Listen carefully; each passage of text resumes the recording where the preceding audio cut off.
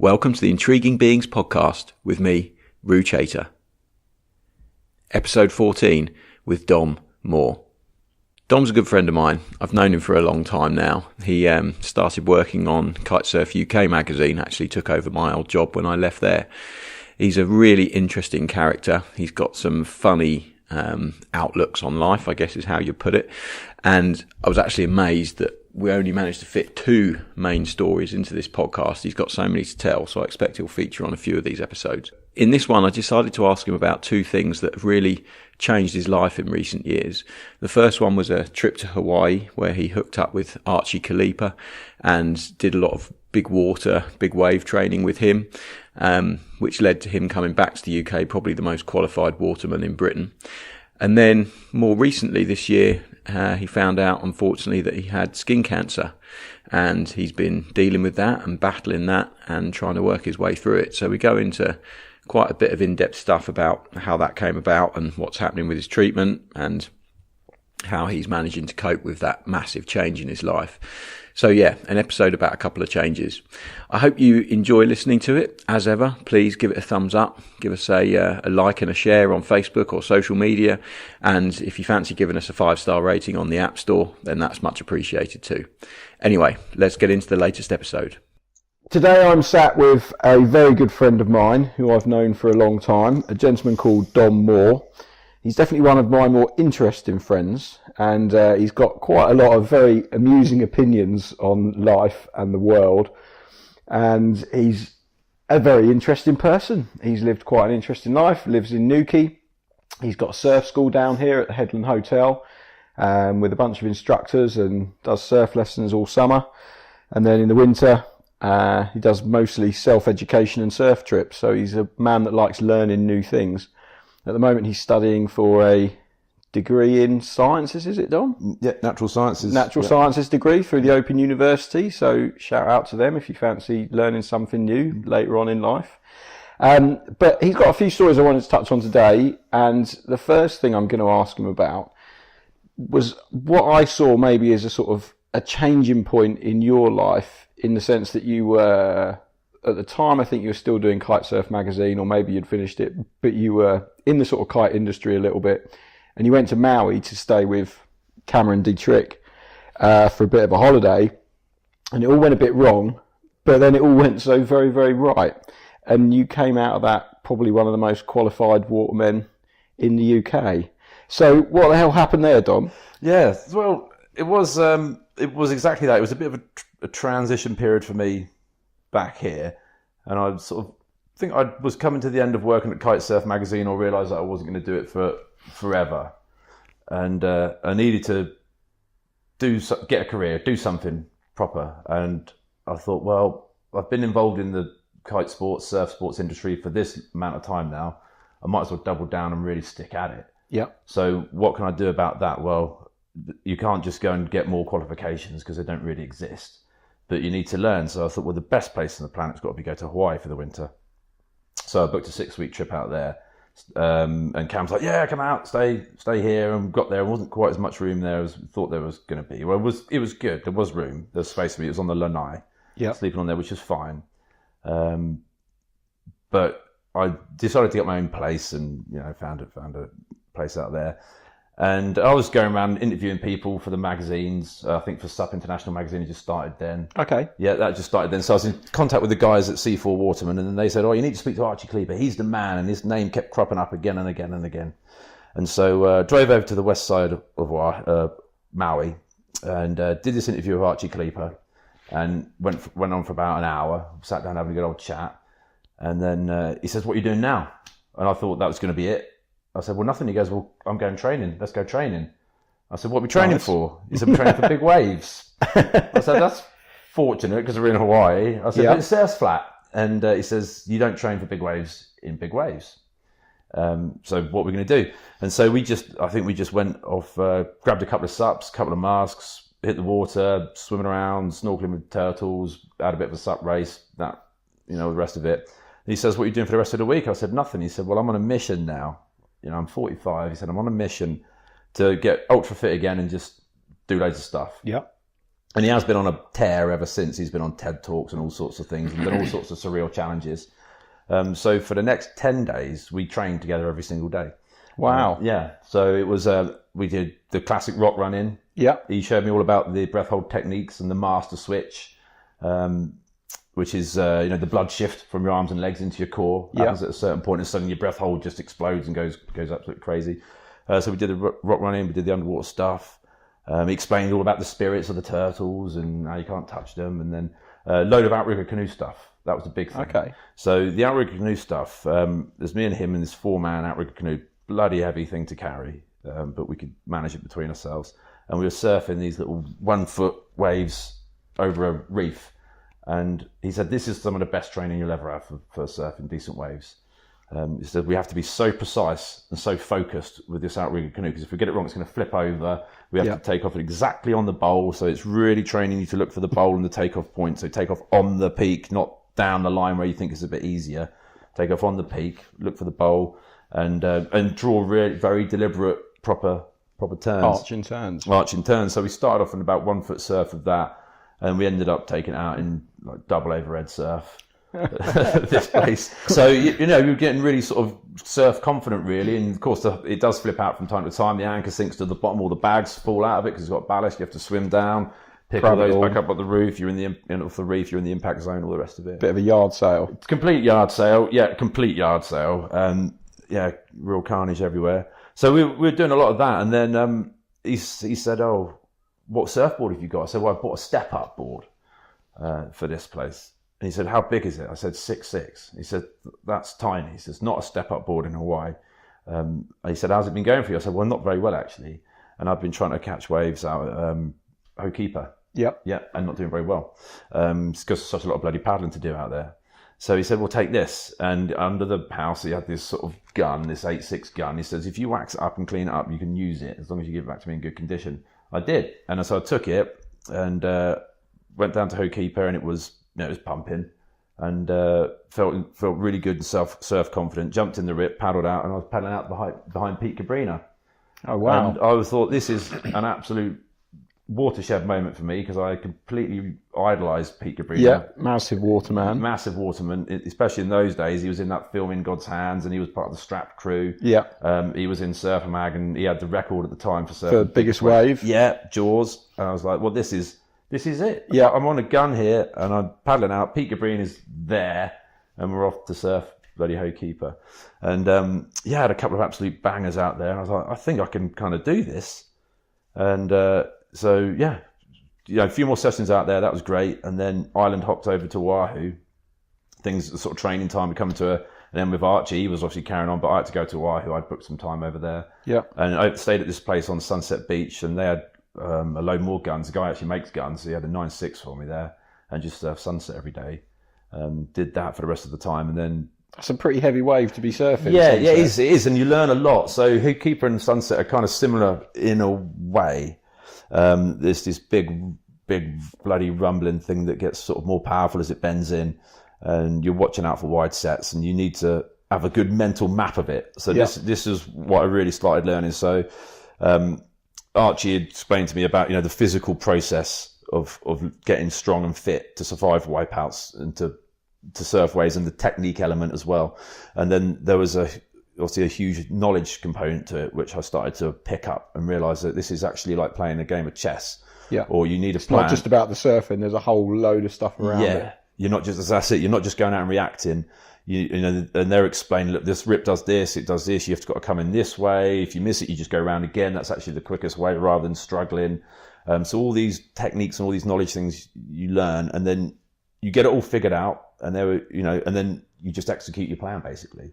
So rather than going out there and reactively surfing, oh, this has happened, that's popped up, and oh, that wave's just stood up in front of me, I'll get that one. You know what you're looking for, what might happen. So like a game of chess, you're playing. Yeah, so you're planning it. A few moves ahead. And their philosophy was very similar. Obviously, it's this Hawaiian way of doing things. And they were saying, look, go out sunset, don't expect to get a wave every time. You just might not. You might be too scared. Yeah. It might be too busy. There's a ton of things that could happen. It might not come through in the time you've got. But every time you go out, you learn something. And I thought that's brilliant. So that was a complete, that was a real change for me. That was like the most powerful learning experience I'd had at that point. What was it like paddling out at sunset? Because you're a very pink-headed, bald, massive Aryan male. Yeah. So what on earth do they make of you when you're coming out? As pale as it gets, basically. Yeah, they liked it. They really liked it. Yeah, so they would paddle past or whatever, and the Hawaiians always say hello. They say hello to everybody, and they expect you to say hello back. Yeah, don't sit there and just be ignorant in your own world. So if you do that, you're kind of halfway there. As soon as they hear your accent, they're like, where are you from? You say England, and they're like, it's freezing over there. Oh, wow. But there's quite, obviously there's the Union Jacks on the Hawaiian flag. Right.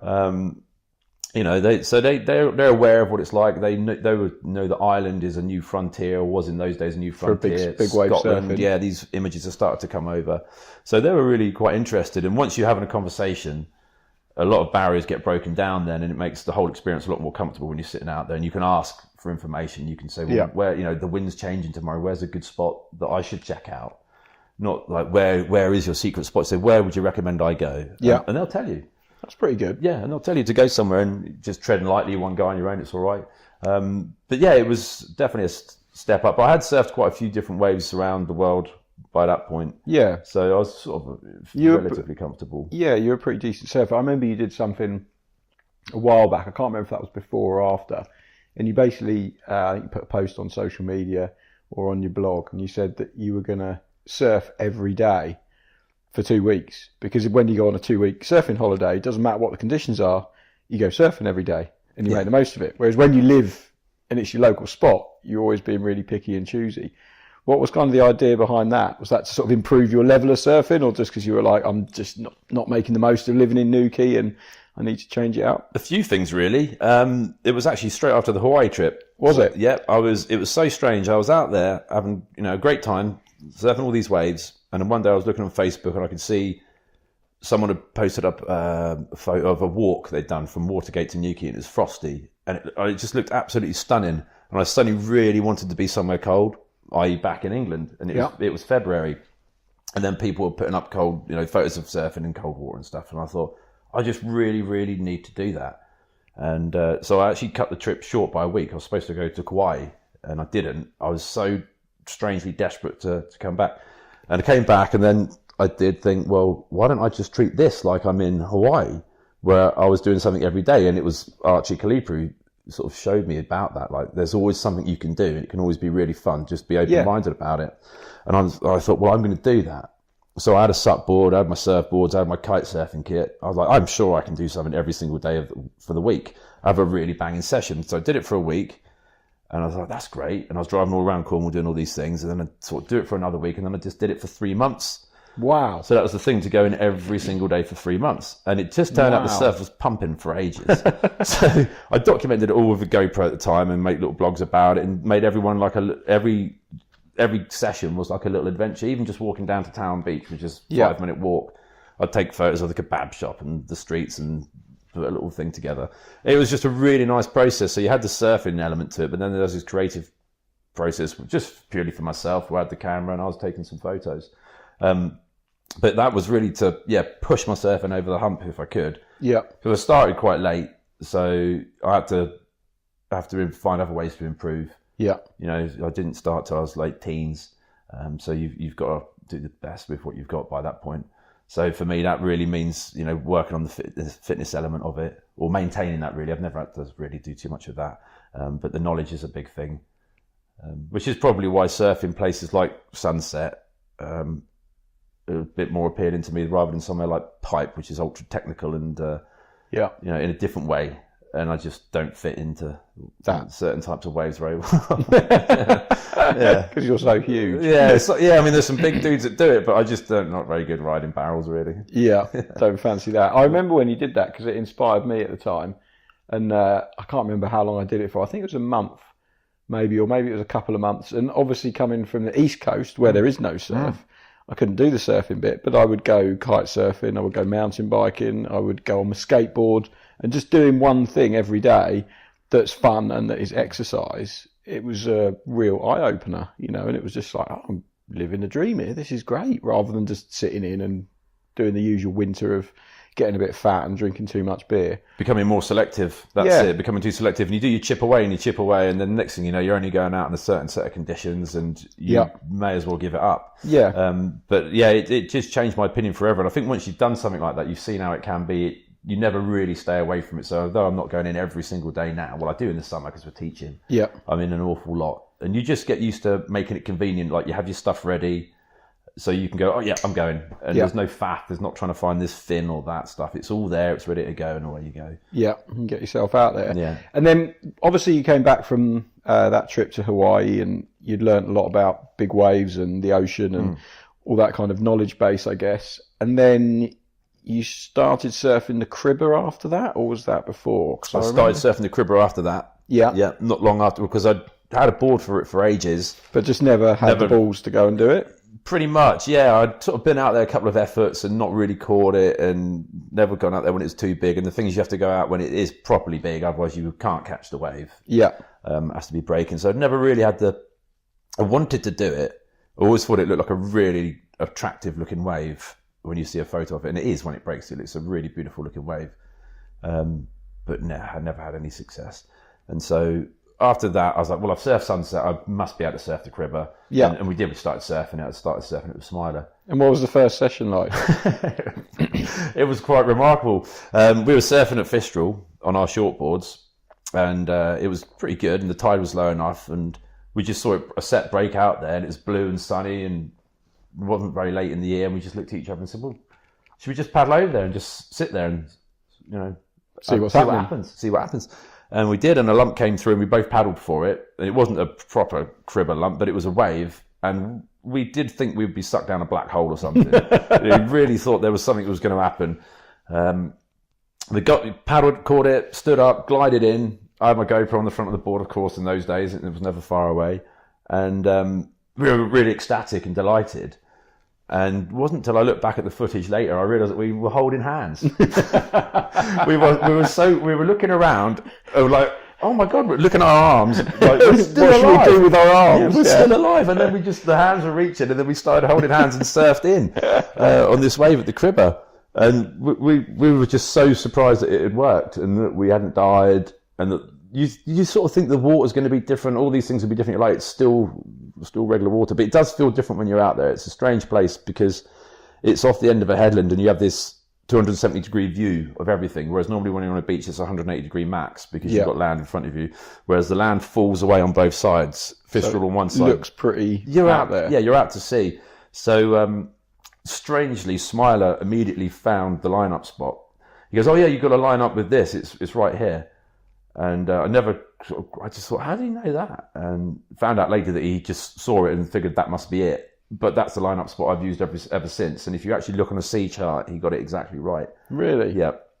Well, the line-up spots that he chose, there's a cottage, the last cottage on the left, and behind that you can see the War Memorial in the distance. And when they're lined up... And a transit. Yeah, in a transit line, you're bang on the takeoff spot. And if you look on a sea chart, you can see it because all those elements are there, and you can see the shallowest part of the reef was right there. So, perfect. Yeah, just sit there. And you surf it whenever it's good now? Yeah, if I'm around. Yeah, if I'm around. It went actually the weekend just gone, but I was surfing North Fistral instead, which I think was actually better that day. The tide needs to be quite low for cribber to really be good. Otherwise, the reef is like a chevron, and you want it breaking further back on that reef, so it's got the chance to stand up and then peel off. If it's too deep, it breaks further in on the reef, and the whole thing will just fold, and you get the shoulder at the side, and the shoulder's not really much fun. Yeah, there's nothing happening there. So you want to be in. You want it low tide, and you get that proper pitching over. Yeah, it's an hell of an experience. Yeah, it's really good. Have you ever had any nasty wipeouts there? No. I'm really careful. Smelling the roses. Yeah, really careful. I've had to swim under a couple. There's been a couple of scary moments where you're trapped inside, but if you know which way the tide's pulling, it's either dropping or coming in. It's going to be, and it switches like that. It doesn't really go slack. It's always moving. As long as you know where you are on the tide, you can paddle the quick way out there. So dropping tide will pull you to the left as you're looking out to sea.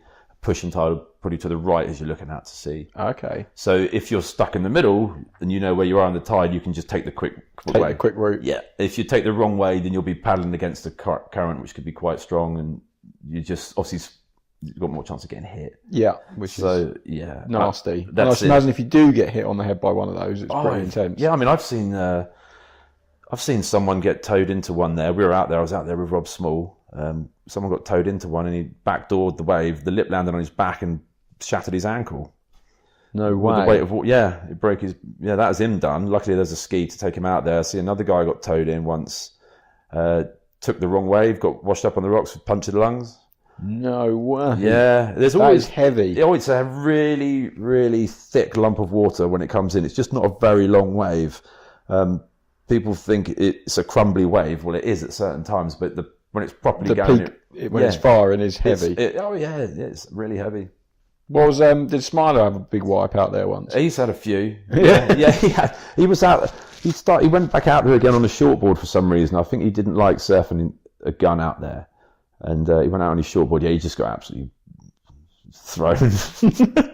He came up like an old dog, paddling back around. But he's tough. He's tough, and he's got really, really big lungs on him. He's seen his chest is just, it's just a barrel, isn't it? Yeah. And he's got no extra weight on his legs because they're very thin. You used to do quite a lot of big wave missions with him with kites as well, didn't you? Yeah, we did a lot of stuff. Yeah, we had a really good time. Yeah, we did. We just suddenly decided there must be waves all around Cornwall. Yeah. Well, there are. And we were just on a mission to do it. And we hadn't kite surfed Porthleven by that point. If the swell was big, we would never be kite surfing at Watergate on a big southerly. You just didn't do it. You went to Marizine. Yeah. That really started for us because Damer Bay around that time, for some reason the sand was all different there, and Damer Bay used to get really big. But it was quite a relatively safe place to kite. We went out there on a particularly big swell one day and decided to go over to Poles F, the next beach along. Yeah. Nearly got caught out by a huge set, but we managed to just sort of scrape past it, and we came back in and everything. And a couple of people saw us and said, "Oh, you're mad for doing that." And we were like, "Yeah, but we really enjoyed being out there. This is a really good feeling." When we sort of decided, yeah, we're going to do more of that. Because it can happen and you go, actually, I don't want to do that again. Yeah. But we were kite surfing, learning loads, really enjoying it, and it was a really positive thing. So we're like, well, we're kind of doing okay at this. And then we started to build up surfing, Porthleven. That was really exciting. How was the first session out there? I lost my board straight away. I used to get all sorts of shockers out there. Because the launch is sketchy as hell, isn't it? The launch is bad. We always did all right with the launch, but we used to get into such pickles actually kite surfing on the reef there. But yeah, it sort of built up to that one slowly. He was a little bit ahead of me out there. In fact, he was way ahead of me out there. It took me a while to sort of really find my feet out there, and I always used to feel more comfortable, to be honest, surfing the Cribber than I did kite surfing at Porthleven. Really? Yeah. Then I don't know what changed. But something did. I think you just keep doing it and you get comfortable with it. You get some good waves, and I was like, oh yeah, I really enjoy that now. But that was really good. And then we went out of Watergate because the kites got better around that time as well. Yeah. That was the big thing. You could never kite at Watergate in a southerly because the kites just were too gusty. Yeah, and also if you're on twin tips and things, you can't go through the lulls. But with the surfboard and it was bow kites really. You could do it, and so it was a long time ago now. It was 2009. We went there as a 4.5 meter swell, 16-second period. That's huge. Yeah, it was huge, and southerly winds, like 30 knot southerly winds, and we're like, well, why not? We should do really now, shouldn't we? And we did. We went out there and rode it, and they were the biggest waves I've seen at Watergate ever. That was really good. Did you get some good pictures of that? We did. Excellent. Yeah, we did get some pictures. Yeah, we just looked like dots. It just looked really ridiculous. It almost looked unimpressive because it just it's just so big. The scale was too much. Yeah, it didn't really compute. Yeah, so that was a real good. We've never seen it that big since. I remember doing a big day with you and Smiler there once, a little while ago now, probably quite a long time ago, and yeah, it was terrifying. Properly terrifying, massive lumps of water moving around. Yeah, and it's a beach break, so there's no rip to get out of. You have to get over the white water, and you have to pick your moment, and then you have to go, I think I'll make it over that one, and my hope that you do. And it's definitely not really a crash zone, is it? You don't want to drop your kite in that lot. No, that's it. Our system was if you drop your kite, you eject your kite, Yep, straight away. Straight away, because you may be tangled up, you know, a line could be tangled up, or you get like a really bad whiplash effect when that wave hits that canopy. Yeah. The kite will always just get washed in. And we used to wear impact vests. Do you remember we had Yep. those? That really helped confidence a lot. And then the system was you've crashed your kite, ditch it, you've got your board, you've definitely got a leash. Yep. Swivel your harness around so the spreader bar's at the back, lie on your board and just come in like that. And just get going. Yeah, take 3 on the head and you'll get in. But that was a real motivator for, you know, breath hold training and things like that. Yeah, that was the next thing I was going to ask you about, because you started around that sort of time doing courses for people where people could come and learn a bit of ocean safety, which I think was probably the first time that had been done in the UK in terms of, certainly for kite surfers. How did that all sort of come about? What was the thinking behind doing that? Well, a friend of ours had a really bad experience. He's a really good kite surfer and a really great guy. And he just got really unlucky. He crashed his kite in a rip. Didn't really understand. It was quite a nasty rip current. I think it's up at Damer Bay. No, it's at Harlyn. It's at Harlyn Beach. And he just couldn't get out of the rip. Didn't really understand the mechanics of it that well. Was a bit panicked. And he got rescued by the lifeboat. It was really bad. He was hypothermic when they pulled him in, and in a real bad way. Nasty. Yeah. And I thought, well, that's really unfortunate. But there are people now. You know, there were people then going kite surfing in waves who might not be from a wave background. You know, they've got the kite skills, you know, the technique is there, everything's there, there's some knowledge missing. Yeah. As simple as that. If they have this knowledge, then they can kite a lot more safely, and they can kite in bigger waves and take more risks and have better experiences because they know what they can do before, during and after if something's going to go wrong, to keep themselves safe. So that was really inspired by my Hawaiian experiences as well. And then doing all that kite surfing with Smiler in those days, I was thinking, yeah, I'm kind of all right at this now. And I put a post up on the kiteboarder forum, which was quite busy in those days, just said I'm going to teach everything I know about kite surfing on a 2-day course. You know, whole half a page of A4, all that information. Yes. And so I said, it's not going to cost you anything, just come down. And I just wanted to see if anyone was interested, see if I enjoyed doing it, see if they thought it was interesting at all. And Luke Denny came down from Brighton, Kite Surf Kings, with Andrina Kelly and some other crew, and they were such an awesome bunch, and they were really up for it. And they just were so stoked to kite and get out on the waves and smash it. And so we went through pretty much everything I knew about watercraft and how to survive wipeouts, how to prepare for them, how to train for them on land, get your head in the right space. And that was it. And so they liked it. And I thought, well, I'm going to do this now as a job almost. Yeah. So I started running more and more of them, and that became my thing. It's a pretty cool thing to be doing. Yeah, I really loved doing it. It was amazing. And sometimes I used to pack too much in, and I could. There were people who just have like glazed eyes at the end, and like they're like too much fried, and I'd just be throwing loads and loads and like too much stuff in. But I wanted it to be a course. And this is still how I like to do my lessons and how we do things down at the surf school. You should be able to come along and not even leave the changing rooms, and you'll still have the complete knowledge bomb. Yeah. You'll learn a load of stuff. So I always say to people, when they're training for that sort of thing, don't worry about the conditions. We're almost better off if the conditions are bad. Because we'll just be learning learning more stuff. You won't be hiding behind your kite surfing or surfing, you know, just doing that instead of stretching yourself. So, you know, come and see us when the conditions are bad and you're not going to go surfing or kite surfing. Get all your knowledge and then execute when the conditions then take are good. that with you. Yeah, wherever you go. Yeah, that's it. Were you quite into the apnea training thing at that time as well? I was interested in it. Yeah, I was interested in seeing how long I could hold my breath for. I thought it was a pretty cool thing to do. So I did go and see a guy, and he got up to, we did 4 minutes 40 seconds or something like that. It's pretty impressive. It was pretty good. It was pretty good, and I thought that's enough. Yeah, you know, that'll do. I mean, obviously, when you're moving around, it's going to go down a lot more. But the main thing, it was a psychological booster. Yeah, so like, okay, I know there's reserves here. So I was like, that's fine. But that was a pretty interesting process. Funny enough, now that I'm doing a lot of free diving and spearfishing. Yeah, a lot more spearfishing than free diving, really, but do a bit of that. I'm less concerned with breath hold training, even though I'm holding my breath a hell of a lot more.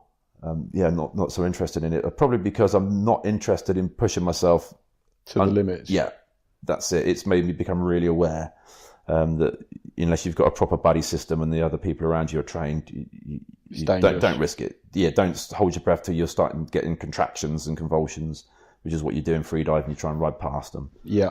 What I used to find interesting as well was all the ways you could, train for dynamic apnea, which is moving around while you're holding your breath.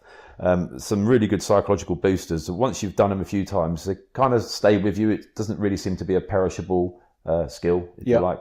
I used to do those on the courses. I still do those with certain clients at the surf school if it looks like their surfing's going in that direction.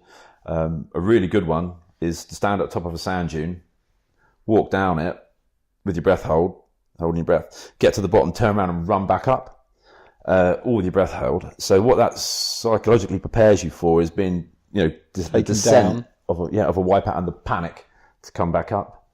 That's quite interesting. So that's like taking it a whole step further than just an apnea walk or something like that. Yeah. The apnea walks are great because you can do them on the way back from the shops. Or the pub or wherever. Yeah, that's it, lamppost to lamppost. But yeah, they're really good psychological boosters. Anything that you can do, I think, in training, the more specific it is to the experience you're going to have in the sea is a really good thing to do. So you'll know that when you're under pressure in the water, you don't suddenly rise to the occasion, you sink to the level of your training and what you've thought about. You just have to go into the default modes because there's so much adrenaline going around, you're not making decisions anymore, you're just reacting in very gross sort of motor skills ways. Yeah. So I call it stress inoculation. Well, that's not what, I didn't create that term, but it is called stress inoculation. You look at a scenario, you think, how can we prepare for this? Well, we can't just throw ourselves in big waves all the time. I mean, that would kind of work, but it also might set you back if it went wrong. Or could scare you a bit, or you hurt yourself. Yeah, exactly. Could drown. You certainly, which is the number one thing, really, is to what is the number one fear of doing any of these things? It's drowning. So work backwards from there. So if you think you're going to get too panicked, it's a horrible feeling being underwater, not being able to get up, being thrown around when you feel like you're running out of oxygen. You're not running out of oxygen. You're just having a CO2 build up. Yeah. That's the first trigger that makes you want to breathe. It's unlikely you'll be hypoxic down there. So if you can find ways that will help calm your mind, I've been here before, I know what this experience is like, then it's going to make it a much more pleasant experience. I always liken it to people say that you're going to play live music in the pub on Friday night. You wouldn't do it without practicing. You're going to do all your scales, you're going to learn the songs really well, you're going to rehearse it, you're going to do it in front of the mirror, do it in front of your mates, wife, whatever. So when the time comes, you're actually you're ready for it. Yeah, same as public speaking, anything, you've got to prepare. Otherwise, if you don't, you can tell the people that didn't prepare. Yeah, very quickly. Yeah, you can't, exactly. So it's either that, I think, you either have a shocker or you just don't do it at all, or you prepare for it, and you see that people that do it and have done it well have prepared at some level. Do you ever get scared when you go out in conditions like that? Or do you feel like you've prepared enough that you don't get scared? Or do you get scared all the same, regardless of the preparation? I do, I think. Yeah, I do. I'm quite careful. I'm a very cautious surfer and kite surfer. I won't take silly risks and I won't do things I don't think are dangerous. Sometimes I do get scared. The last time was actually during, I think, Storm Callum, and the ocean just turned really, really ugly. I paddled out and it was a certain size, and by the time I got out there it was just getting bigger and bigger and bigger, and it was breaking way off the island behind Crown Tock, and I was at South Bristol, which is just an alarming thing to see. When it's doing that, it's horrible.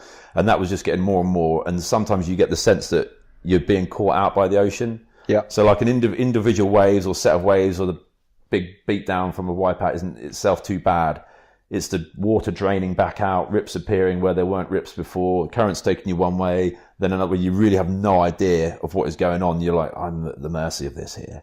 And you're a bit far away from shore, which is what someone who might not have much experience feels like when they just get trapped in a very simple rip. Yeah. But the whole beach can literally turn into a rip, and there's huge waves coming through, and you think, if I snap my leash here, I'm properly screwed. Done, yeah. Yeah. Things like building swell, dropping light, all the usual stupid things you shouldn't be doing, pushing tide. Bad risk management. Totally, exactly. Bad risk management. So those situations are never very pleasant, and then I just find a way to come in quite safely. But one of the times I thought was, actually, this is bloody stupid, what am I doing, was in the Orkney Islands. Okay. And I went up there. You did that on your own, didn't you? Yeah, I went up there with the dog, with Red. Just with the dog. Yeah. She's not going to be any use No, whatsoever. absolutely no. She was just running around the beach, like Having the best time. having a great time. And there was the only person that was there who knew I was there was a photographer, a really good photographer. But I don't think there's a mobile phone signal there. There's not even. I don't know if there's a lifeboat there. He certainly isn't going to come out And get you. get me. No. And of course, you're on an island, so you're soon off the end of the island. In It the goes middle of the wrong, and there's ocean. this bay called Scale Bay, and that's where the settlement of Skara Brae, the oldest settlement they found in Europe, is there. 5,000 years old, little hobbit houses, incredible place. And this massive, it was again like 4.5 meter swell, 16-second period seems to be the magic sort of Magic danger number. Yeah, and we've got some photos of just on the inside reforms, which are way overhead. But I kited out and out of the bay just to sort of, because there's bigger waves breaking out there, and they were the biggest waves I've ever seen. And they were like huge sheets of metal. This is what they look like, huge bent bits of metal. And I thought I could, maybe I could go and ride one and he'll get the photo and I'll be a hero there, won't I? And I thought, yeah, what if the kite falls out of the sky? Or something goes wrong. So I sort of skirted in at the foothills of one of these things. And then, it reformed when it got into the bay. But that was the time. That's probably one of the most exposed to risk I think I've been. I guess it's like all these things you do sports, you train for it, you can cope with it, but then unless you're pushing your risks every now and then, you don't know your limits. Because you just stay in your safe zone.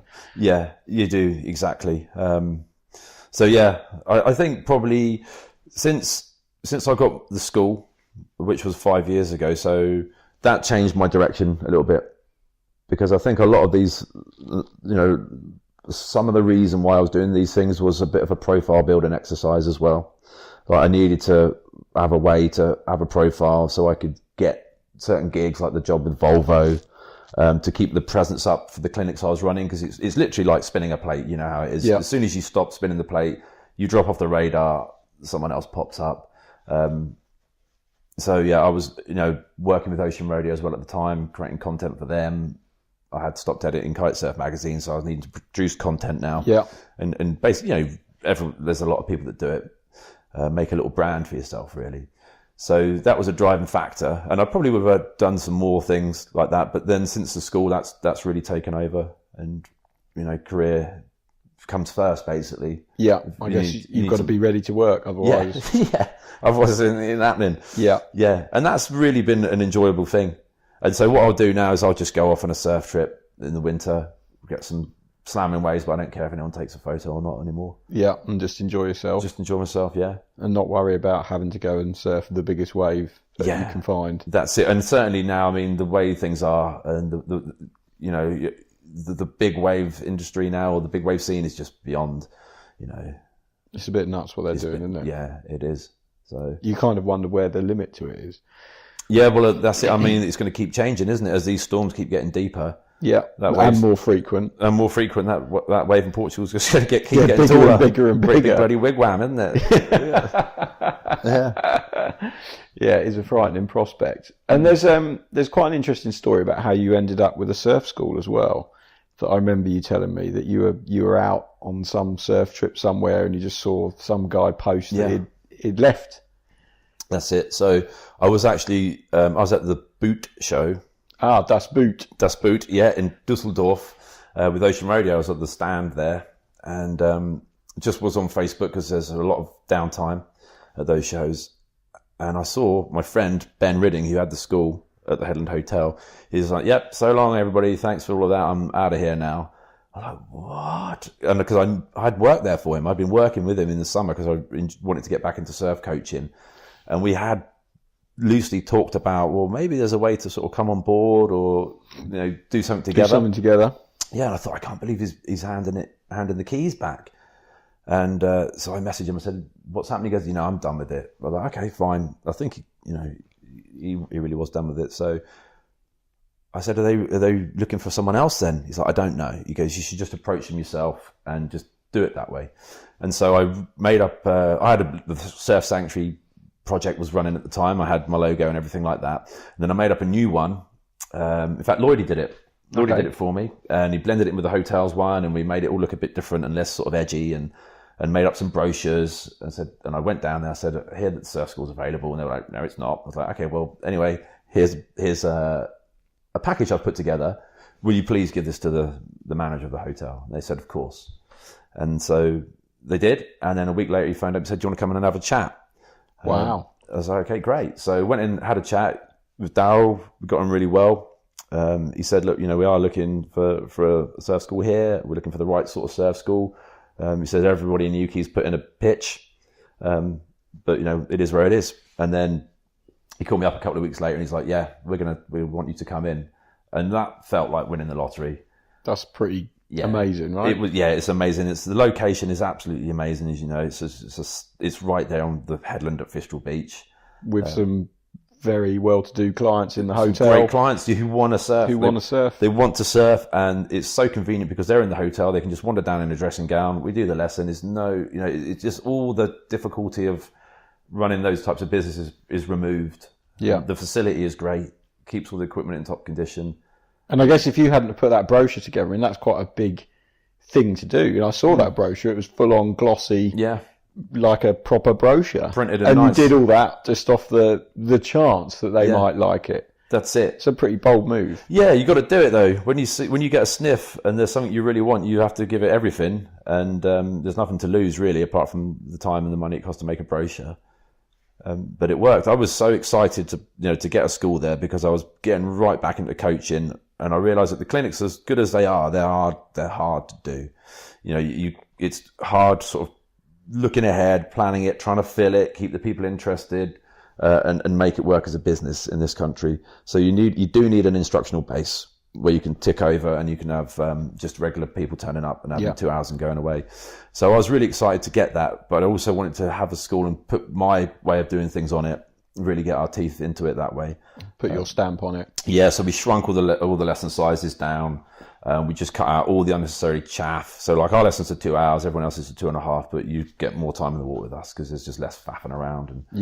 And the instructors seem to really like it. They're a great bunch. It works well for them because they're not tired. And the first year, did you just do it yourself, or did you have additional instructors helping out? Or me and Curly Tom. Okay. Curly Tom, yeah. And we had a couple of others, but he was the main one, and he was awesome.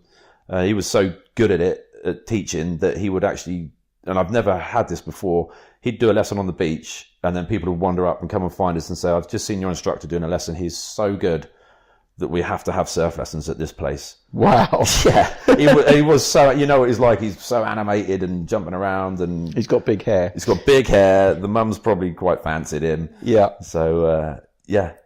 And so these days, you're full-time there, obviously, during the summer. And then in the winters, just bit more chilled out. Bit more chilled out. Shut down. When do you close it? It keeps going. It keeps going. Yeah, we're teaching over Christmas. So wow, really? Yeah, we'll teach over Christmas period. We've got bookings for Christmas. January, not much going on. Yeah. So it will sort of run along really till December. Like the season doesn't really end till then. January we'll pretty much do nothing. February half term can be busy unless we're getting blasted by storms, which is quite possible. Yeah. So we just play it by ear. But this year, if we're getting inquiries, or this February coming, if we're getting inquiries, we'll probably do something with it because we've got the truck now. So we're a lot more mobile than we used to be. And so you can go to different locations. And exactly. So we've avoided having a vehicle before because it was an expense that we didn't need. Yeah. But now we can have one. So we'll probably do that. Or, our SUP tours that we've started doing, we might be doing those. And then that's out of the way. Then by the time April comes, you're in Easter. Yeah, and then that's full go all summer. The old sort of way, the old days of there's 3 or 4 months where the phone doesn't ring or the emails don't come in. They've gone. Just constant. Yeah, it's always there, which is good. I guess you in the last 5 years, that's really when the staycations become so popular. It's great timing. So it's fantastic timing, isn't it? It is. Yeah, it's fantastic timing. We've also got, we use Seaskin's products, and they've got some. I mean, everyone makes warm boots and gloves, but we've got a load of really warm boots and gloves from them. It makes a big difference. 5 mil wetsuits, decent hoods, all fur-line stuff, the same as what your instructor's wearing. Yeah. So we can confidently say to someone, look, the air is 5 degrees out there, the water's 9 degrees, but you will not get cold. Yeah. So we can properly offer a surf lesson. It's not a chore. It's really horrible taking someone surfing and they don't enjoy it. Yeah. And they're kind of still nice, but they're freezing cold, and you you can't. It's not much fun. No, you don't want to do it. You just literally do not want to take people in that situation. But if you can confidently give them a good shot at it and keep them warm, you're quite happy to try and push it still. Yeah, winning half the battle. Yeah. And then the sort of big bit of news that you've had this year, I guess, everything's been going really well with the school. And I saw you at New Year's Eve in the Alps when we were snowboarding. And then all of a sudden heard about a mole. Yeah. Which must have been pretty bad news, and not of the furry variety that digs holes in your garden. No, it was a naughty warty. So what happened there? Well, I had... when did you notice it? I think Kate noticed it first. Kate noticed it, and she said, there's something on your back of your neck. You need to get it checked out. And this was around New Year time, just before we came out to see you guys. And I said, okay, she goes, you've got to get that checked. It doesn't look right. And I thought, well, the worst it can be is like skin cancer, which as far as I was aware wasn't dangerous. Yeah. So I was like, okay, I will. And I didn't even know what skin cancer was. I just thought it turned your skin scaly. I had no idea. And there's some total of what I knew about skin cancer was a friend of mine when we were 9 years old at school. I remember he goes, my aunt's got skin cancer. She's in Australia. I went, oh no. I said, what happens? He goes, oh, she just looks really scaly. Because she's probably just been sunbathing. So I thought that's what it did. And that was my knowledge of melanoma. So it's pretty slim. It completely misguided. So I went to the doctor, local GP.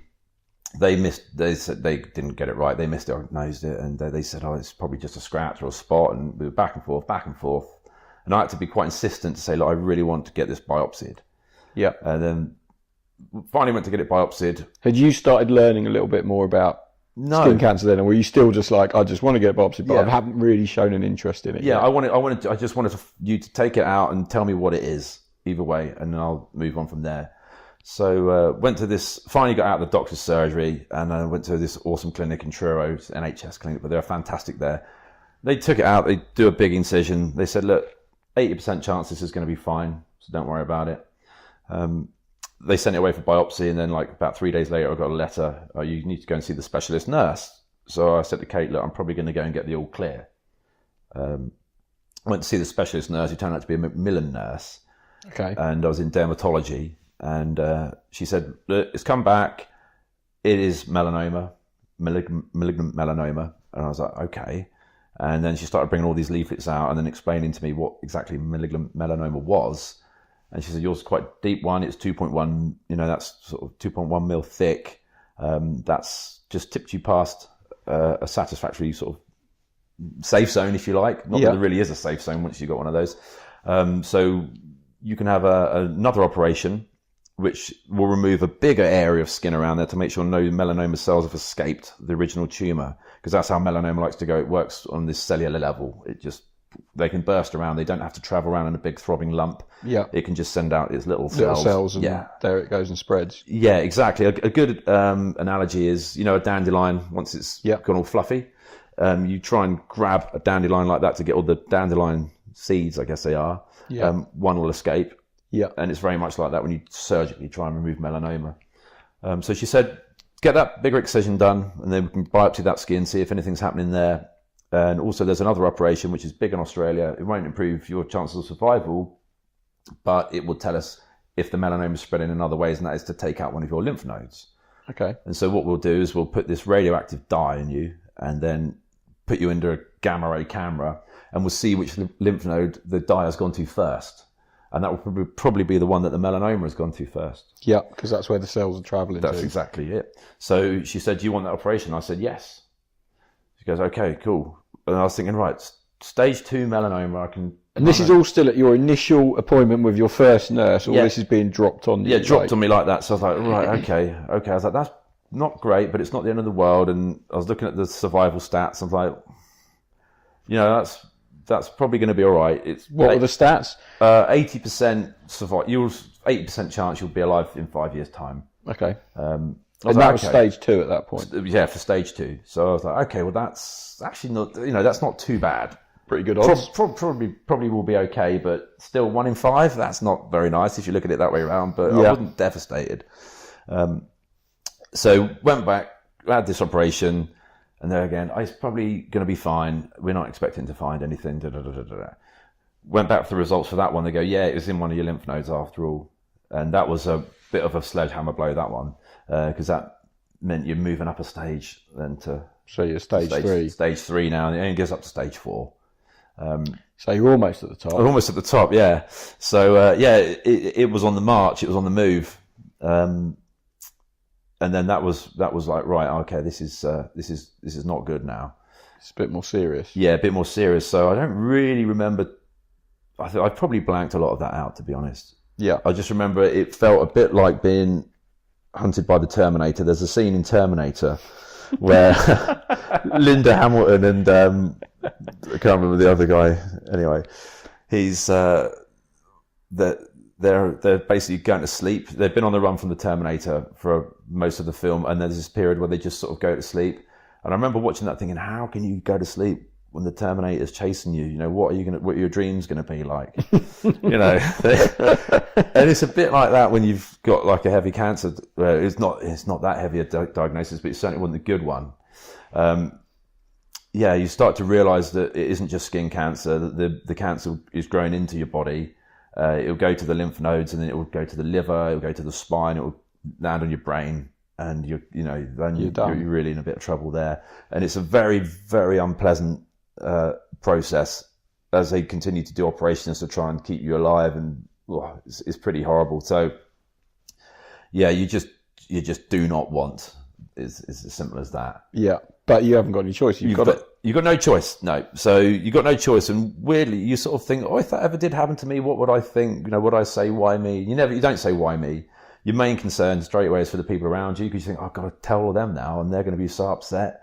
And they said to me, the nurses said, look, that's what most cancer patients say. They're upset because they have to tell their loved ones. Yeah, and it's horrible news to give someone. Yeah, it's the big word that everyone dreads, isn't it? Yeah, I mean, it's bad enough hearing it yourself, but when you have to tell your mum and your missus and things like that, and they're really worried. So, it all went into a bit of a tailspin, and it all went a bit strange, because I was then scheduled to have what's called a neck dissection, which is where they take out all of the lymph nodes to do more staging and perhaps to catch any more that could be there. And I started reading about that. And was this when you started learning about cancer and getting seriously into it? Because one of the things that I admire about you is you are a massive absorber of information. And so when I was chatting to you about the time you started telling me about it, I thought, Dom's been doing some reading. Yeah, I was doing a lot of reading. I was doing a lot of reading and a lot of research. And fortunately, I just started studying at the Open University, so I was able to read a scientific document. And I was able to discern what was a scientific document and what was just a website with someone saying, take cannabis oil. So, there's ways of, checking for the authority of the document. So that was good. So I knew exactly what to start looking for. So when people say, don't Google it, that's nonsense. Google it, because that's where everything is. And then filter. Yeah, and then filter, and you'll find out what you need to know. So I started learning a lot, reading these clinical trial reports on various treatments. So the gold standard treatment was this neck dissection, absolutely horrible operation. Leaves a massive scar. Leaves a massive scar. You can get lymphedema in the neck. They can damage a nerve, which will be your shoulder nerve, so you won't be able to shrug. And they're like, that's really a possibility. You won't be able to shrug. I'm like, and then of course you wouldn't be able to surf. Wouldn't be able to surf. Yeah, wouldn't be able to surf. Just sort of skipping ahead a little bit, as it was, the operation I had to take out the sentinel lymph node, that left me with demyelination in the nerve, in the axillary nerve, anyway, to the shoulder. So as it was, I couldn't shrug already. Anyway, yeah. And they said, well, we didn't cut the nerve. We saw the nerve and we moved it, because they said your neck is quite a young neck because you haven't got much fat on it. So it's very easy to see where everything was. So I was like, well, that's cool. I completely trust you, because the surgeons were incredible. They really, really were absolutely awesome. So I thought, well, if it's that bad from just having one lymph node taken out, it's going to be a lot bad, and I probably won't be able to surf again. And that's really bad when you run a surf school. You need to, and that's your passion. Yeah, and it's my passion, and that's what I want to do. So I'm looking at this report, this big German clinical trial of people who didn't have dissections and people who did, and there was no survival benefit to having the dissection, but you've had life-changing surgery. Okay, so it doesn't do anything for you. Doesn't do anything for you. So because you mentioned the other day that they do that operation because they can't do chemo or radiotherapy the condition that you had. Yeah. So is it the hospital's way of saying, oh, we're doing something, we'll do this? It's kind of it, really. I mean, surgery was till very recently, was the only answer to melanoma. So once it then is inside you, very hard to surgically remove melanoma. And of course, you can't surgically remove cells. You can't see them. Yeah. You can see them, but you don't know which ones to take. And there's no scan which can pick them up. So that was the gold standard treatment. And it probably still is in most places around the world. But I knew that it didn't work. So I thought, well, I'd rather just go watch and wait. Where you have regular checkups and everything else, all these scans every 3 months. And if you do flip over into stage 4, which is obviously a disaster, at least then you qualify for drugs. Yeah. And you're right that chemo doesn't work and radiotherapy doesn't do anything. But the drugs they have now is called immunotherapy. Okay. If you go to stage 4, then you qualify for immunotherapy on the NHS. But that's kind of a crap way to get immunotherapy. Because you're then so badly down the road. You've basically got your survival chances is it's grim. Yeah. It's grim. I mean, it's pretty much stage 4 is terminal, right? Yeah, that's like you're done. You're done now. Yeah. So start making plans. And so in Australia, they're doing adjuvant treatment. So this is where they give adjuvant means they're giving it to someone who's technically cured, but as we know, stage 3, there's a 50% chance you're not cured. So what they're doing is saying, well, look, we've cut it out, but the way we know that melanoma behaves, it's probably still in your body. Yeah. So what we're going to do is give you the immunotherapy now, and it's going to mop up any of the remaining tumor cells that have escaped. And immunotherapy is, according to this clinical trial, said that it works better when you hit melanoma hard and fast when the tumor burden isn't too big. So it's better to do it to mop up microscopic cells rather than trying to wait until they've grown. Something more serious and nasty. It's just a better way of doing it. Hit it hard and fast and early. So I said to the nurse, I said, listen, I want to not have the neck dissection, please, which is coming up on Tuesday. I don't think I've decided I don't fancy that. I said, can I have? And this is like the Tuesday before, like a week before. I said, I really would like to have some immunotherapy drugs. Is there a clinical trial? She said, there is no clinical trial available. She's awesome, the nurse, by the way, doing anything she can to help. So I say, can I have a meeting with the oncologist? I haven't seen him yet. And she said, yeah, I'll arrange that. And so she got me a meeting with the oncologist at really short notice. I went in to see him. I said, listen, this is where, he knows about me. I said, this is where I'm at. This is where I feel. And he said, I completely agree with you. I think if it was me, I would want, he didn't say I think, he said, I would want immunotherapy. If it was me, I would want to take that drug and hopefully mop it up. And then that could be you on your way, running your surf school to you. Yeah, heart's content. Till you've had enough. And he said, trouble is, it's not available in the NHS for stage 3 patients, and I can't just write a prescription for 150 grams worth of drugs because someone's going to have a look. Good question. Yeah. He said, there is sometimes a way we can get it. And he said, I'm going to pursue those channels for you. But I'm also going to ask 10 of my colleagues around the country if they agree with you and me as well. You and I, in terms of not having the neck dissection and trying to go for immunotherapy. And he said, we're going to get 10 different answers because it's just up in the air at the moment. Yeah. So it's so new. Yeah, I mean, it's only just finished clinical trials, right? It's not really, it's not massively available around the world. It's not massively available. That's it. In fact, it's been knocked back by NICE. So it's not even available at the moment, but it will probably come online for stage 3 patients next year. So I'm the first person in the country to have it stage 3, which is trailblazing stuff to be in. So did the 10 surgeons that the guy contacted, they came back and they all agreed? Yeah, they said, don't do the neck. This guy's 40 years old. He's a surfer, and he's got an active job. Don't do the surgery. You're guaranteed going to ruin his surfing sod's career. law. It's just going to happen that it's going to be the one that you end up with the nerve damage. So don't do it. There is no curative benefit. So that was really good to hear that. The surgeons were completely on board. They're like, same deal. They said it would be sod's law that you will probably get an injured shoulder because of that, and that's going to be a bad thing. So that was the end of the surgery for me. And then it was this big wait to see if we could get the immunotherapy. And how did that come about? So the oncologist had to message the drug company and say that, how about a freebie? And they reply and say, no, we don't do those. You know, we don't do those. Because they can't really make it public knowledge because it will just bury the share price. Yeah. You know, there's big, it's a big industry. Big money, yeah. He said, but they're going to do that, and then they're going to phone me up, and then we're going to have a private chat, and I'm going to probably go and see them, and I'm going to tell them about you, and then maybe you're going to be like a little case study. Yeah. So I said, okay, all right. And he said, you are a perfect candidate for it because you're young. Fit. Yeah, fit. It could work. So he says it sounds pretty positive. And how long did you have to wait to find out that 3 news? months. Whoa, 3 months. Yeah. That's a long time. To be sitting there going, well, I'm stage 3. Yeah. And I could be getting worse. Oh, yeah, they found another one as well, actually. I forgot. They did find another tumour. No way. Which had to have cut out, in another lymph node. Which wouldn't have come out on the neck dissection anyway. So they would have missed that. They would have missed it. Just had one out. And by that point I was like, oh, so what? Another one. It's just stage 3B now. That's all that means. That must have been pretty tough, those 3 months. Yeah, they were tough. It was pretty tough. So I remember when the big sort of stage 3 diagnosis came along, we had a really busy week at the surf school. I finished off my first year of the degree at the Open University, but got a distinction, so I was very happy with that. I had Sup magazine deadline.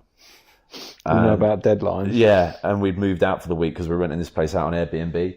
So I just had a ton of stuff going on, and but actually, I've forgotten all about this as well. I mean, that was tough, but I was really kind of incapacitated from the surgery, so I couldn't sort of move properly. This arm didn't go very well. Couldn't look around.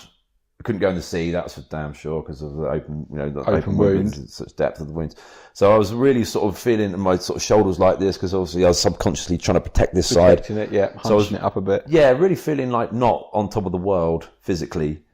And for a while I had the dressings on there, and it looked sort of, like what the hell's happened to you? Yeah, type thing. And then word got out. I told everyone, actually. I thought, because people had started asking, I thought I'll just put something out on one post on social media just to say it. Everyone then knows. And then that just obviously sets off a massive chain reaction of messages and everything else, which wasn't really what I did it for. It was just to sort of, I thought some people wanted to know. It was easier that way. I've actually since removed the post and stuff, and I thought if I'm going to tell people, I'll tell them in a different way, i.e. like this, or writing something to explain it a bit more rather than just a little social media. Yeah, a little short stab at what's it. Up, hun? Yeah. So 3 months waiting, and then how was it when you found out that you were going to get the drugs? Very good. Well, it started to get more and more positive. The wounds obviously healed. I started spearfishing again. That was great. Just getting out in the water. I could run again because I just couldn't run when the wounds were fresh. Couldn't really use the shoulder very well, but I could stand up paddle without too much pain. Okay. So it was starting to getting better. Yeah, starting to improve. And then the messages I was getting from the team over in Trillish were sounding more and more positive. Yeah, this has been happened. And then they eventually got the drug, then it just had to be signed off and a few more steps and bureaucracy and everything else. And then I went in to see the nurse again, and she was explaining about the side. She goes, now I'm going to explain to you about the side effects of this drug. So it's a big, long thing about the side effects of the drug. I was like, okay. She goes, do you have any questions? I said, well, no, I just want to know if I'm going to get it or not. She's like, I completely understand where you're at with that. And then the next day she rang up, she goes, oh, hi, you've got the drug. Wow. Yeah. And I was like, oh, that's amazing. Did that feel a little bit like when you got the surf school? It kind of did. It did. It felt really good. Yeah. So I thought, well, it's not a cure. It can be a cure, but we don't know. I mean, you're sort of the only person outside of a clinical trial to be on immunotherapy who's got stage 3 cancer in the UK at the moment. So you're a bit of a guinea pig. Yeah. What are the chances of it working? What's the process with it and stuff like that? Without looking at the graphs, I couldn't probably give you the figures. I think it reduced. Say like there's a 50% chance of it coming back. A good way to look at it is it could knock it down to a 15% chance of it coming back. Okay. Yeah, which is a massive chunk. Bloody good reduction. I mean, 50-50 to 15 is like, can they kind of live back in stage 2 land, stage 1 land again? So yeah, it might do it. And there's also the theory that the adjuvant treatment, as in having it now, is even better, is potentially curative versus trying to fight it once it's really established in you.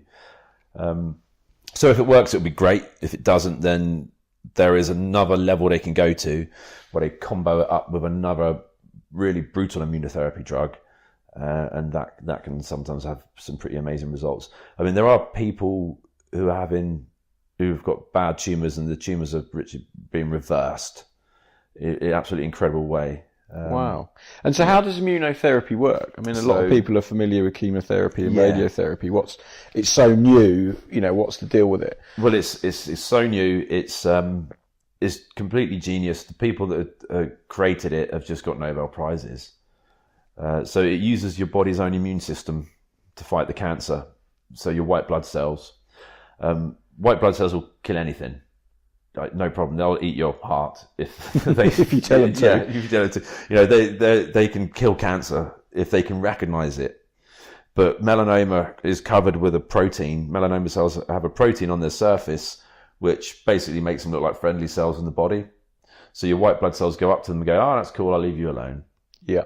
So when you take the nivolumab immunotherapy I've got, what that does is that lifts the protein off of the melanoma. And then your white blood cells go, ah! Got you. Yeah, and melanoma is what they call an immunogenic cancer. Like if the immune system can see it, it loves to kill it. It just munches it right up. So that's how the nivolumab works that I've got. If you need to, they combo it up with one called ipilimumab, and that works by ramping up your immune system.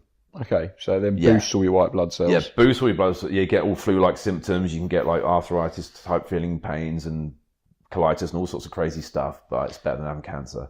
So it works in a different way to chemo, which basically kills all the fastest-growing cells in the body and hopefully the cancer ones too. Yeah. Which is why your fingerprints go weird and your hair falls out and this type of stuff. So yeah, it's a different thing. So it's kind of almost like a vaccine in a way, and they are using immunotherapies.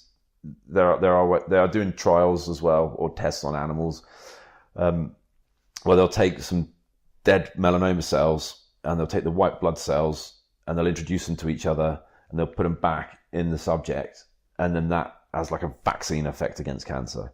Okay. So they're probably going to have vaccines. So it's almost like teaching your white blood cells to recognise and attack a melanoma cell. Yeah. So then when you get a melanoma cell, your white blood cells already know what to do. They already know what to do. Sort it out. And there's also another branch of it called TIL, which is tumour infiltrating lymphocytes, which again is when they do a similar thing. They take some of the tumour out, introduce it to the white blood cells, culture loads of your white blood cells, and then bang them in. So you've got this mega high white blood cell count, which goes around munching cancer.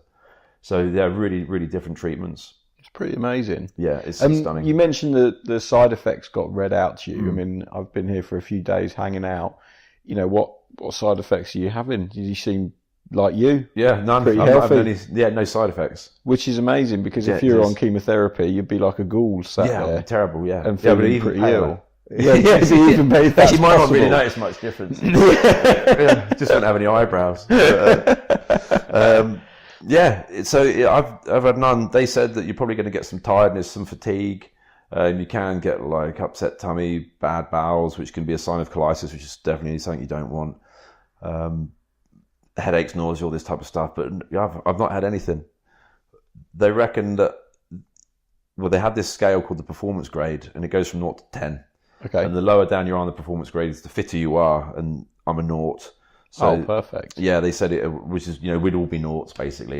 So fit and healthy. Yeah, that's it. They said that as the biggest prognostic indicator for your success during treatment. Yeah, is how fit and strong you are. So because you're fit and strong, you're getting the right drugs, there's a good chance that you should make a good recovery. And also won't have the side effects. Yeah. Whereas if you're sort of bedridden or not doing too well, more chance of side effects. Not looking after yourself. Yeah, they say those people they pick up the side effects much more. It hits them much harder for some reason.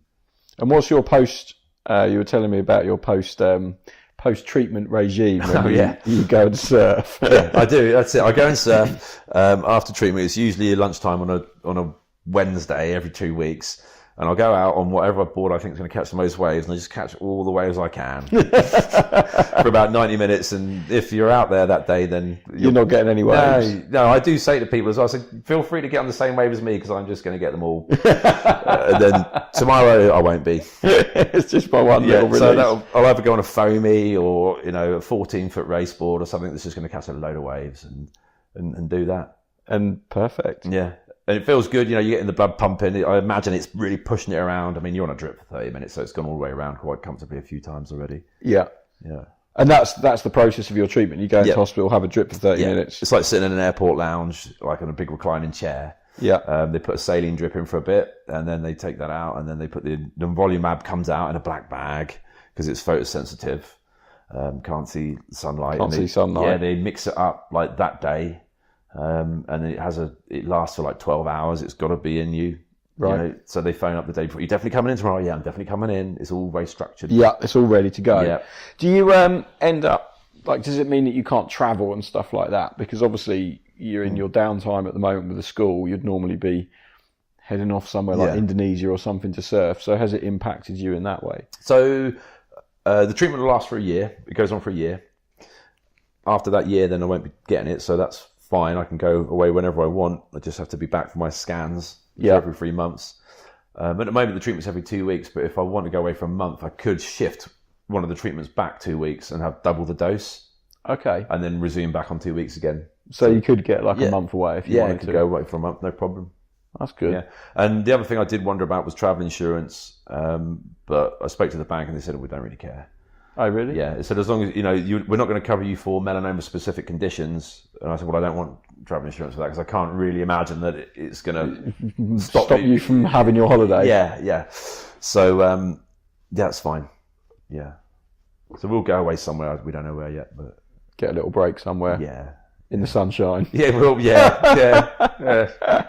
So, do you think because you're fair-haired, and you know I've been on some trips with you, and you get pretty sunburned. Do you think that's why you're a higher risk for it? So you're now thinking, okay, I don't need to be going to these super hot, sunny places and getting burnt, or has it changed your attitude to the sunshine? I guess it has a bit. Yeah, a little while ago, actually, I stopped wanting to be outside in the sun, and the last few trips I've been on, I've just made a point of, this is before all of this happened, the last probably three trips I'd say I've been on easily, I just go to sleep in the middle of the day, get up early, surf, come and go to sleep, and just avoid the sun. I got really good at skincare and never burnt at the school, always using cream, always wearing a hat.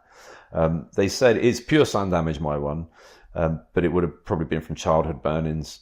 Yeah. Back before sun cream. Yeah, they reckon like you get burnt 3 times, you can get melanoma.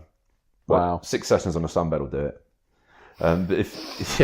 But there's you know, and obviously if you're more likely to produce moles, then you're more likely to get melanoma. But you can get people with all shades of the skin. Spectrum can get it. Bob Marley died from melanoma. Really? Yeah, that was the cancer that killed him.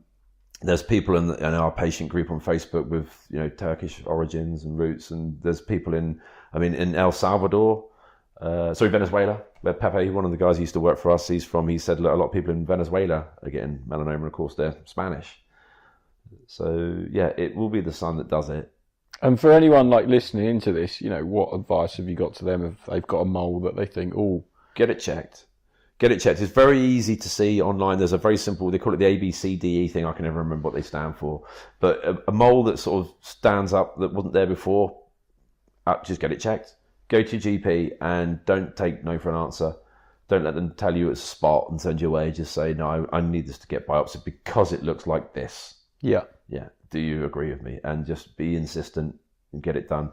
Melanoma is like the fastest, I think, growing cancer around at the moment. But it's preventable. Yeah. You know, with the right education and the right protections. So that was my next question, was going to be, you know, how do you avoid getting it? I mean, is it sun cream, slip, slap, slot, like the Australians say? That's it. That's pretty much it. A really simple thing you can do is if you're standing outside and your shadow is shorter than you are tall, then you're at risk. So if the shadow is longer than you are tall, then good. The sun's lower in the atmosphere, less energy. So less energy from it. That's right. I always wear a hat now. Always put sun cream on the neck. You know, factor 30, really good stuff, and that's it. And just don't lie around in the sun. Yeah, just don't. And other than that, I just carry on completely as normal. Yeah. And of course, I won't have to worry about it now for the next 4 months because we aren't going to have any sunshine. No, there's not going to be any sunshine in the UK for a while. So I carried on like working at the school. What I did was just stop doing lessons at 12 o'clock. I'd do lessons at 9 till 11, and I'd do lessons again at 3 o'clock onwards. But you wouldn't do the midday ones? No. And what's the prognosis moving forwards? You're on this treatment. How long, are you going to be on the treatment? How often do you have to go to hospital? What's the deal with that? So the treatment's lasting for a year. I think we're about 2 months through it right now. So it'll finish September next year. Okay. At the moment, I go for a CT scan every 3 months, which is as frequent as you want. It's as frequent as you can get. You can do it. Yeah, that's full body scan, isn't it? Full body scan. There's no point doing it any more than that because you won't notice any changes anyway. And also, I don't know if you want to really have too many CT scans. So I've got to go for those every 3 months for the next 2 years, and then that's going to get dropped down to about every 4 months for the next 3 years, and then I'll probably be having them every 6 months, I think, probably for life. Wow. Yeah. So your innards will be one of the most photographed innards. I'll be the most photographed man on the planet. So yeah, they keep a really good eye on you, which is fantastic, and you're quite happy with. But it's so easy going in there to the hospital. You never really wait, and it's always pretty quiet. It's good. And you were telling me that the NHS have just been fantastic. Yeah, absolutely incredible. Yeah, I mean the flexibility of them. You imagine, I thought it was going to be like dealing with some intransigent, this is the path it's going, you can't speak to that person, no, that's not. But they're so patient first. The patient wants this, don't do it without asking the patient. They're brilliant. Yeah, they've responded so fast. I mean, I'll give you a very quick example. The last CT scan I had, it just so happened that I had a meeting with the oncologist the next day. It normally takes 2 or 3 weeks for a CT scan result. And the radiologist said, when are you next in clinic? I said, tomorrow. She said, I'll get this done and it'll be with your oncologist tomorrow. So they turned a CT scan around within 24 hours. Wow. So they've done that. It's a hell of a thing you've got to process. Someone has to look at that. A doctor has to look at that. He has to write up a report, and then they have to present it to the oncologist the next day. And they did it. You just cannot physically get it done any better than that. That's pretty awesome, isn't it? Yeah, they're good. When I have an appointment or I have to see them in clinic, they just send me a text now. It's all quite sort of easy. Friendly and easy, yeah. And there's talk on a wider scale nationwide about the sort of postcode lottery with cancer treatment and stuff like that. Have you, are you in a good place to be getting treated? Does that exist? Is it true, or what's your... It is true, yeah. It is true. There are some centres, I mean, ultimately you're dealing with humans. Doctors are humans, so are surgeons and oncologists, and if they don't know something, then they're going to tell you the way that they've always done it. And there are obviously people around still having the old types of treatment. Which would be the neck dissection. Yeah, the dissections and things. In some cases, that's you've got to have that done. So say, for example, a scan shows up, there are a bunch of nodes there. Yeah, you'd be stupid to leave them in. You want to take them all out.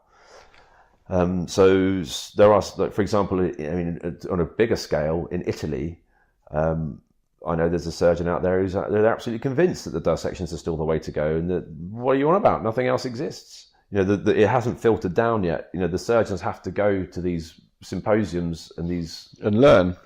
Yeah. But back in the UK, Cornwall is a good place to have cancer if you're going to have it, because the setup there is really good. Toby Talbot, the oncologist who I see, he got a load of raised a load of funds for the centre there, and the centre is absolutely spot on. There's so many resources there, and he's really passionate.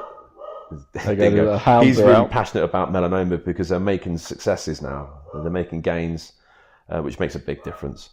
There's a good chance that you're going to make a full recovery from this then. Yeah, it's looking good. Looking pretty positive. I mean, everything is, all indicators would say that. The way the treatment's been administered, the performance grade, me not having a bad response to the treatment so far. The surgeons look like they've done a fantastic job and got everything as far as the scans can tell. Yeah. So the last scan was clear. That's good news. Yeah, it was absolutely superb. So you've just got to keep those scans clear. Next one's 2 days after Christmas. Oh, happy days. Yeah. Nursing a monstrous hangover for that one. Yeah.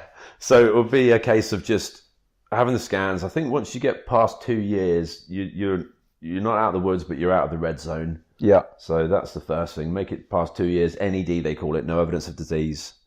And then just... For 2 years. Yeah. And then keep that up. Keep that up, yeah. And hope that the immunotherapy's whipped over. I mean, it could be, the oncologist did say to me, we'll never, if you are cured, and you go and live a really long life, we'll never know who cured you, whether it was the immunotherapy or the 2 excellent surgeons I had. That took the initial cells out. Who I can't say enough about. They're absolutely perfect. So it was Polly King and Zarina Sheikh. Sheikh, interesting name for a surgeon. But they were experts. So Polly King dealt with the first load of it all. And she said, I'm not confident about going up in the neck. So we're going to get Zarina Sheikh in, who is the best head and neck surgeon in the Southwest. She's based over at Trellis, but I'm going to ask her to come over to Hale Hospital at the same time, out of her schedule, and do that operation with you while I'm doing the other bit. And they did that, which was absolutely, above and beyond, to have 2 surgeons right there, both specialists in their field, doing a fantastic job, and I'm completely healed from that surgery. Incredible, really. Yeah, really good. And they were saying that we want you to get back out there surfing, because Polly King surfs a bit. She's like, she used to come in, where's my surfer? Where is he? Right, we're going to get you. You're never going to see us again. We're going to get you out of here. So positive, so sort of confident, and so good at it, and such a wonderful bedside manner. It made the whole process a lot better. Yeah. So they were fantastic. Now I'm done with the surgery. I'm in the hands of Toby Talbot, the oncologist. He's just an amazing guy. Of course, he's done all that for me by getting the drug. Yeah. Then I have my nurse, Sarah and Lisa. They're just fantastic. So it's that they have really made a huge difference. Big difference to the psychological impact of it. Yeah. What I was going to say, it's probably my last question is, psychologically, how have you managed to deal with it? It must have been quite a blow, and there's got to be ups and downs and good moments and bad moments. Is it changed your outlook on life? Has a bit. It changed my outlook a bit. I mean, usually I feel quite good, really happy about things and positive. And, like anything, a disaster happens and you start to put pieces back together, and that alone feels as good as winning when life's going normal anyway. Yeah. The fact that things are trending in the right direction, doesn't matter how far down the pit you are, as long as you're climbing up, it's all right. Yeah, you feel you the can same. see you're going in the right direction. Yeah. So I did really busy. We were really busy at the school in the summer. That helped a lot. Being busy, being active, not being able to think about it, not just going, well, I've got to get or thinking done. about it, but not feeling like a vulnerable thing, because I had people dependent on me. I was responsible for all sorts of things, so that was good. The studying was really good. That helps keep the mind off it. You have to go down the pub sometimes. You just do. Whatever. You just got to do that. I just kept up with all my hobbies, all my sports. That felt really good. Kate's been awesome. All the people around you are awesome. They're just, people being around you, being sensitive to it is good. And gradually, if there's no more bad news, you start to feel quite happy. Yeah, and feel like it's going to be all right. Yeah, I really do feel happy on a day-to-day basis.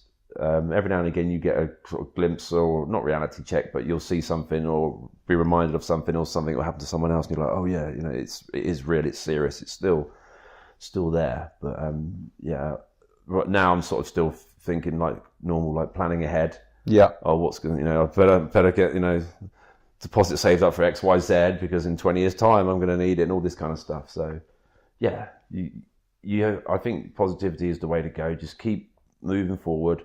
Yeah, looking ahead. Yeah, do what you can while you can. Try not to let it affect you as much as possible, I guess. Yeah, keep life as normal as while you're normal, it was before. That's it. My little thing I say to myself is, in this second right now, am I okay? Yes, I am. Then that's fine. Yeah.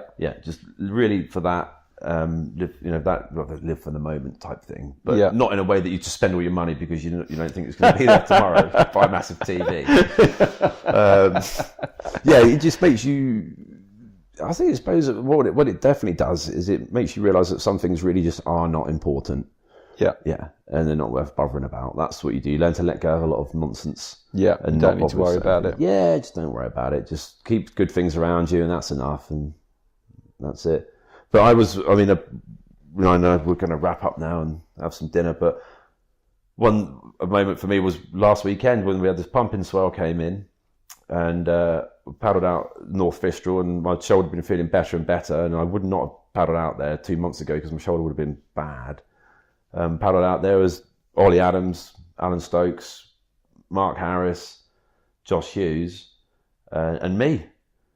And, they guys, they're all pro surfers, or have been. And Josh Hughes is now a medic in the army. He's an incredibly fit guy. Ollie Adams obviously is still at the top of his game. Stokes is who he is, and Eagle's a hell of a surfer. And I was the 5th guy, which I was ever so pleased about. I made it off the beach, got out there and got one wave, but it was a belter. And Jeff Tybman was great, and he got a photo of it. And I thought that is a great starting point for moving onwards. I'm clearly physically better now. I'm back surfing. It's the best wave I've had in donkey's years. It's the best wave I've ever had at Fistral, in fact. Yeah. And that was something that I thought at one point I'd probably have my best wave. But it's always still out there. Yeah. They're always going to keep rolling in. It's that little thing we write on the chalkboard every day at the school because we can't really think of any wisdoms. We have all the weather reports and stuff, and we have this bit that says wisdoms, and I wish we never put it there because we've never got any wisdom. So we just put, the best wave of your life is still out there. Yeah. But it is. And unless you're there for those opportunities, then you won't get it. No, you won't. To be in the right place at the right time. Yeah, and doing all the sports and stuff I'd done through the summer and sort of keeping moving and keeping mobile, it meant that when it did come, I was at least physically ready for it. Yeah. Yeah, I got absolute pasting from it. Proper one, because Stokesy was, sort of somewhere where I would like to have been, paddling back out, so I had to dodge him, and then got the lip on the head and everything else, but it was all right. That was good. Yeah. Well, Dom, I think we've chatted for ages there. We have. And we literally only covered 2 of the topics that I want to chat to you about. So we're going to have to revisit and come and chat to you about some of your other funny tales. Sounds hunting good. And shooting and all the other bits. There's a lot. You get up to, there's a lot. But yeah, thanks very much for that, Dom. That was awesome. Thank you, Roo. Appreciate it. I really enjoyed listening back to that one and doing the edit on it. I actually thought when Dom and I sat down, there'd be lots of laughter and hilarity, because that's normally what happens when we get together. But it was quite a somber chat and quite a serious chat. But there's lots of good stuff in there. And I hope you enjoyed the tales of Hawaii and big wave training. And also, Dom's story and his battle with cancer, which I think is quite incredible. And his attitude to it is most impressive. He's just taking it head on and not letting it faze him too much. As ever, if you enjoyed this episode, please give it a thumbs up, give us a like and a share on Facebook or social media, tell your friends about it down the pub, and let everybody know about the Intriguing Beings podcast. Until next week, you've been listening to me, Roo Chater, and the Intriguing Beings podcast.